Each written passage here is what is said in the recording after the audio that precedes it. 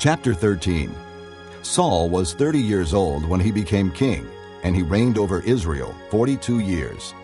Saul chose 3,000 men from Israel. 2,000 were with him at Michmash and in the hill country of Bethel, and 1,000 were with Jonathan at Gibeah in Benjamin. The rest of the men he sent back to their homes. Jonathan attacked the Philistine outpost at Geba, and the Philistines heard about it. Then Saul had the trumpet blown throughout the land and said, "Let the Hebrews hear!" So all Israel heard the news. Saul has attacked the Philistine outpost, and now Israel has become a stench to the Philistines. And the people were summoned to join Saul at Gilgal. The Philistines assembled to fight Israel, with 3,000 chariots, 6,000 charioteers, and soldiers as numerous as the sand on the seashore. They went up and camped at Michmash, east of Bethaven. When the men of Israel saw that their situation was critical and that their army was hard-pressed, they hid in caves and thickets, among the rocks, and in pits and cisterns. Some Hebrews even crossed the Jordan to the land of Gad and Gilead. Saul remained at Gilgal, and all the troops with him were quaking with fear. He waited 7 days, the time set by Samuel. But Samuel did not come to Gilgal, and Saul's men began to scatter. So he said, "Bring me the burnt offering and the fellowship offerings." And Saul offered up the burnt offering. Just as he finished making the offering, Samuel arrived, and Saul went out to greet him. "What have you done?" asked Samuel. Saul replied, "When I saw that the men were scattering, and that you did not come at the set time, and that the Philistines were assembling at Michmash, I thought, now the Philistines will come down against me at Gilgal, and I have not sought the Lord's favor. So I felt compelled to offer the burnt offering." "You acted foolishly," Samuel said. "You have not kept the command the Lord your God gave you. If you had, he would have established your kingdom over Israel for all time. But now your kingdom will not endure.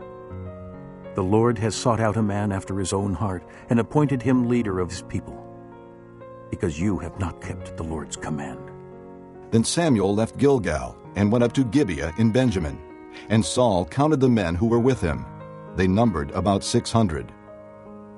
Saul and his son Jonathan and the men with them were staying in Gibeah in Benjamin, while the Philistines camped at Michmash. Raiding parties went out from the Philistine camp in 3 detachments. One turned toward Ophrah in the vicinity of Shul, another toward Beth-horon, and the third toward the borderland overlooking the valley of Zeboim, facing the desert. Not a blacksmith could be found in the whole land of Israel, because the Philistines had said, "Otherwise the Hebrews will make swords or spears." So all Israel went down to the Philistines to have their plowshares, mattocks, axes, and sickles sharpened. The price was 2/3 of a shekel for sharpening plowshares and mattocks, and 1/3 of a shekel for sharpening forks and axes and for repointing goads. So on the day of the battle, not a soldier with Saul and Jonathan had a sword or spear in his hand. Only Saul and his son Jonathan had them. Now a detachment of Philistines had gone out to the pass at Michmash. Chapter 14. One day Jonathan, son of Saul, said to the young man bearing his armor, "Come, let's go over to the Philistine outpost on the other side." But he did not tell his father. Saul was staying on the outskirts of Gibeah under a pomegranate tree in Migron. With him were about 600 men, among whom was Ahijah, who was wearing an ephod. He was a son of Ichabod's brother Ahitub, son of Phinehas, the son of Eli, the Lord's priest in Shiloh. No one was aware that Jonathan had left. On each side of the pass that Jonathan intended to cross to reach the Philistine outpost was a cliff. One was called Bozez, and the other Sina. One cliff stood to the north toward Michmash, the other to the south toward Geba. Jonathan said to his young armor-bearer, "Come, let's go over to the outpost of those uncircumcised fellows. Perhaps the Lord will act in our behalf. Nothing can hinder the Lord from saving, whether by many or by few." "Do all that you have in mind," his armor-bearer said. "Go ahead. I am with you, heart and soul." Jonathan said, "Come then. We will cross over toward the men and let them see us. If they say to us, 'Wait there until we come to you,' we will stay where we are and not go up to them. But if they say, 'Come up to us,' we will climb up, because that will be our sign that the Lord has given them into our hands." So both of them showed themselves to the Philistine outpost. Look, Said the Philistines. the Hebrews are crawling out of the holes they were hiding in. The men of the outpost shouted to Jonathan and his armor-bearer. Come up to us, and we'll teach you a lesson.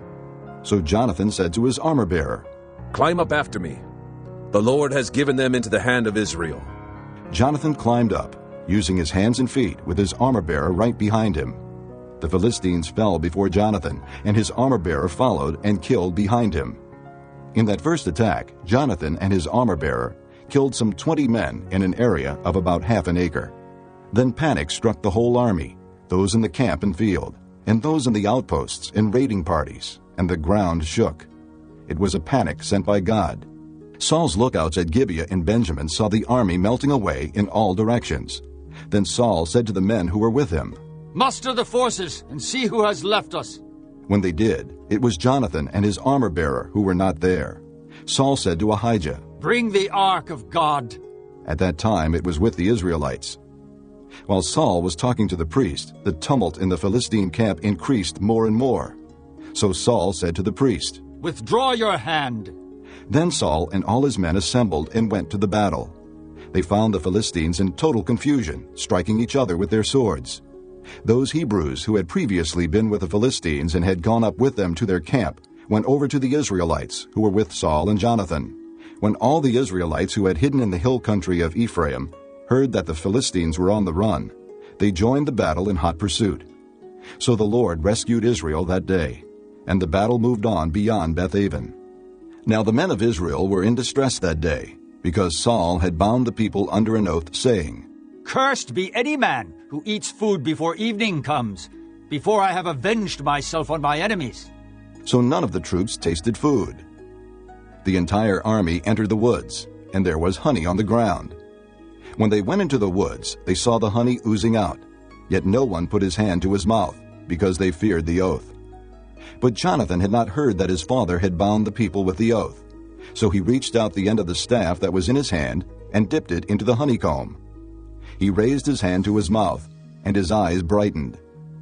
Then one of the soldiers told him, Your father bound the army under a strict oath, saying, Cursed be any man who eats food today.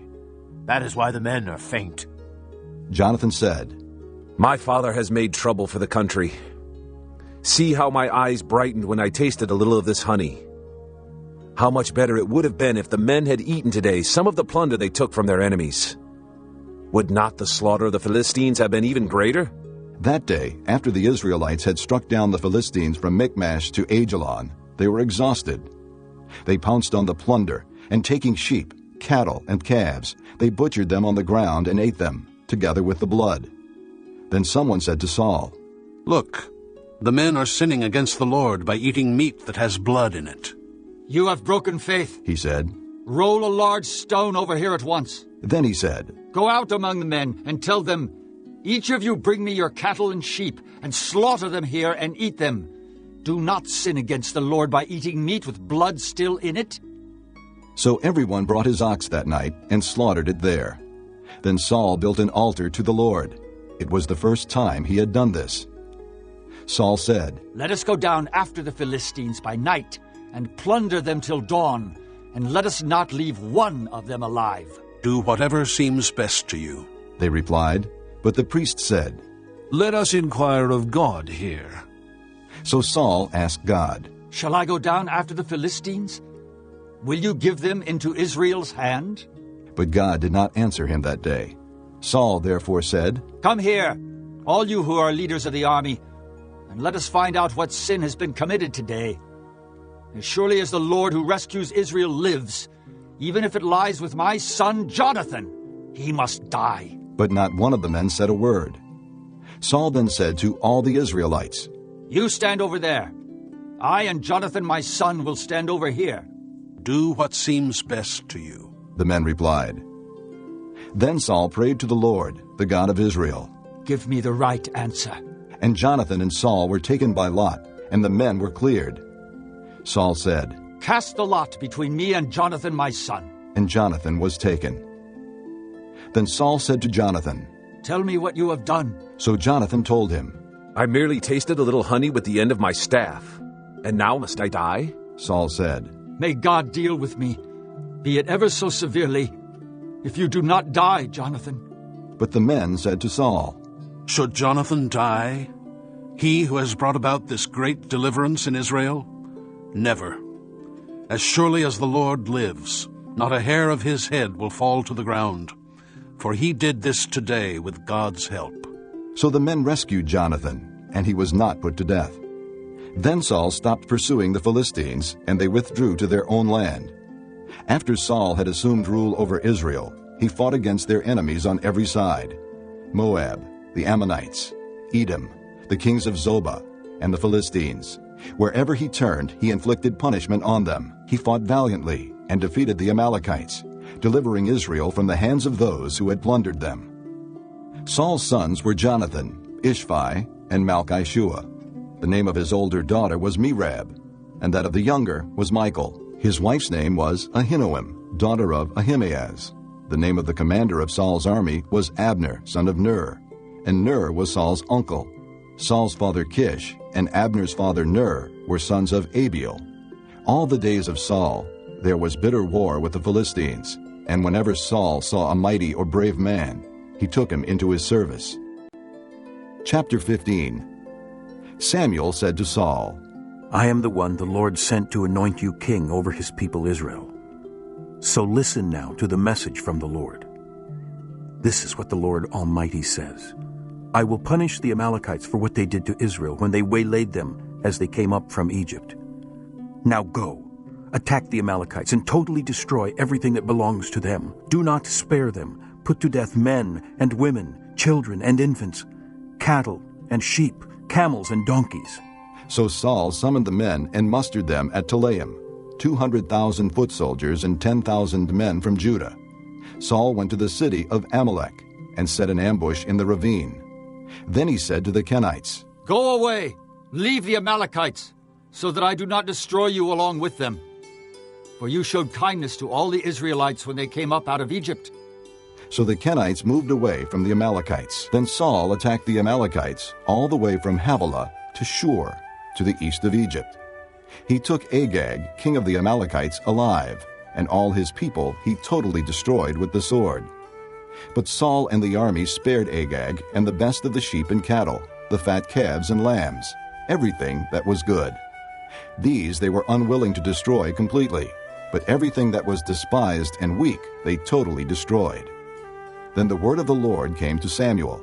I am grieved that I have made Saul king, because he has turned away from me and has not carried out my instructions. Samuel was troubled, and he cried out to the Lord all that night. Early in the morning Samuel got up and went to meet Saul, but he was told, Saul has gone to Carmel. There he has set up a monument in his own honor, and has turned and gone on down to Gilgal. When Samuel reached him, Saul said, The Lord bless you. I have carried out the Lord's instructions. But Samuel said, What then is this bleating of sheep in my ears? What is this lowing of cattle that I hear? Saul answered, The soldiers brought them from the Amalekites. They spared the best of the sheep and cattle to sacrifice to the Lord your God, but we totally destroyed the rest. Stop, Samuel said to Saul. Let me tell you what the Lord said to me last night. Tell me. Saul replied. Samuel said, Although you were once small in your own eyes, did you not become the head of the tribes of Israel? The Lord anointed you king over Israel, and he sent you on a mission, saying, Go and completely destroy those wicked people, the Amalekites. Make war on them until you have wiped them out. Why did you not obey the Lord? Why did you pounce on the plunder and do evil in the eyes of the Lord? But I did obey the Lord, Saul said. I went on the mission the Lord assigned me. I completely destroyed the Amalekites and brought back Agag, their king. The soldiers took sheep and cattle from the plunder, the best of what was devoted to God, in order to sacrifice them to the Lord your God at Gilgal. But Samuel replied, Does the Lord delight in burnt offerings and sacrifices as much as in obeying the voice of the Lord? To obey is better than sacrifice, and to heed is better than the fat of rams. For rebellion is like the sin of divination, and arrogance like the evil of idolatry. Because you have rejected the word of the Lord, he has rejected you as king. Then Saul said to Samuel, I have sinned. I violated the Lord's command and your instructions. I was afraid of the people, and so I gave in to them. Now I beg you, forgive my sin, and come back with me, so that I may worship the Lord. But Samuel said to him, I will not go back with you. You have rejected the word of the Lord, and the Lord has rejected you as king over Israel. As Samuel turned to leave, Saul caught hold of the hem of his robe, and it tore. Samuel said to him, The Lord has torn the kingdom of Israel from you today, and has given it to one of your neighbors, to one better than you. He who is the glory of Israel does not lie or change his mind, for he is not a man that he should change his mind. Saul replied, I have sinned, but please honor me before the elders of my people and before Israel. Come back with me, so that I may worship the Lord your God. So Samuel went back with Saul, and Saul worshipped the Lord. Then Samuel said, Bring me Agag, king of the Amalekites. Agag came to him confidently, thinking, Surely the bitterness of death is past. But Samuel said, As your sword has made women childless, so will your mother be childless among women. And Samuel put Agag to death before the Lord at Gilgal. Then Samuel left for Ramah, but Saul went up to his home in Gibeah of Saul. Until the day Samuel died, he did not go to see Saul again, though Samuel mourned for him. And the Lord was grieved that he had made Saul king over Israel.